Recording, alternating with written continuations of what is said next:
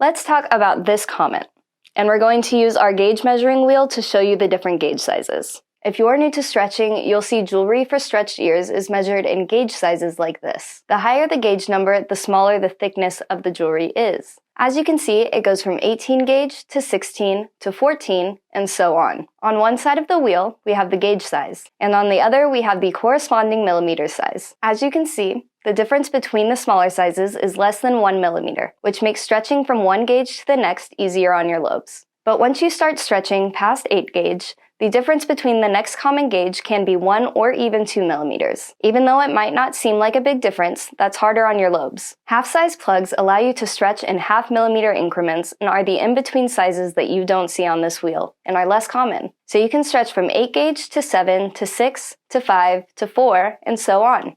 Instead of making the jump from a 6 gauge, which is 4 millimeters, to 4 gauge, which is 5 millimeters, you can use the half sizes at 5 gauge, which is 4.5 millimeters. Stretching in half-millimeter increments is a lot easier for your lobes. As we mentioned, finding jewelry in half sizes is harder, as it's not as common, but don't worry, we do carry stretching plugs in half sizes.